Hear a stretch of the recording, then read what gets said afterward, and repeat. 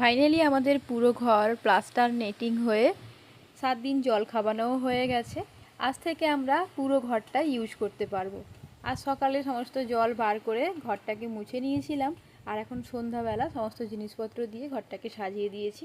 আর এই রুমটাতে একটা খাটের দরকার আছে, খাটটা এখনও আসেনি, আসলে এই ঘরটাকে গুছাতে পারবো। এবার গ্রীষ্মের ছুটির বেশিরভাগটাই এই ঘরের কাজ করতে কাটলো। ঘরের কাজ শুরু হওয়া থেকে শেষ হওয়া পর্যন্ত প্রায় 25 দিন মতো সময় আমরা পশ্চিম দিকের বেডরুমটা এবং এই ছোট্ট রান্নাঘরটার মধ্যে সমস্ত জিনিসপত্র নিয়ে খুব কষ্ট করেছিলাম।